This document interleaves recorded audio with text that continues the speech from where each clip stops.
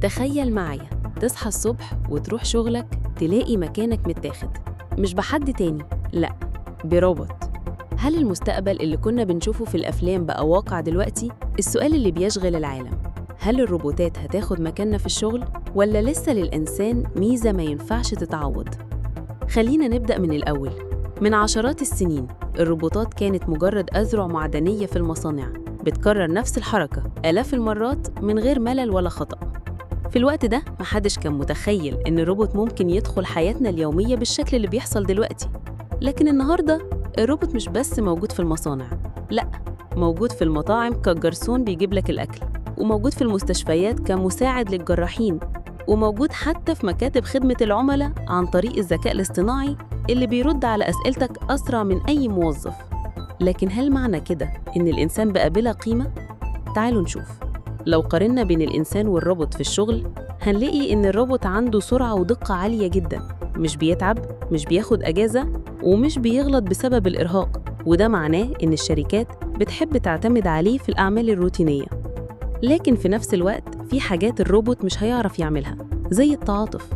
تخيل نفسك في مطعم والجرسون بيتعامل معاك بروبوت، هيديك الأكل بسرعة، صح؟ لكن هل هيفهم مشاعرك؟ هل هيمزح معاك أو يحاول يرضيك لو في مشكلة؟ لأ. وهنا بيبان دور الإنسان اللي عنده قدرة على التواصل والإبداع واتخاذ قرارات معقدة. الناس عندها مخاوف حقيقية من دخول الروبوتات.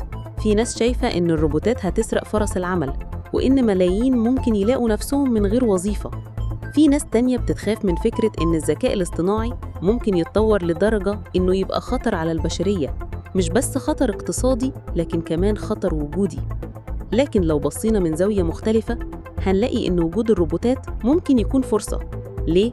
لأنهم بياخدوا مننا الأعمال المملة والمتكررة ويسيبوا للإنسان المجال للإبداع، للتفكير، وللأعمال اللي محتاجة حس إنساني.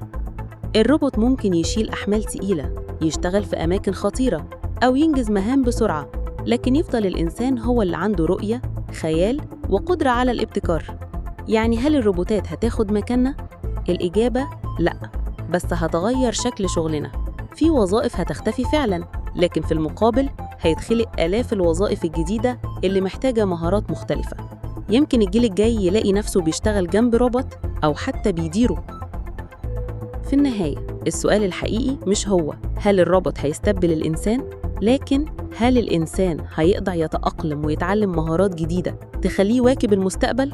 دلوقتي عايز أسألك، لو عندك اختيار تحب زميل شغلك يكون روبوت ولا تفضل تشتغل مع البشر؟ اكتب رأيك في التعليقات وخلينا نفتح نقاش.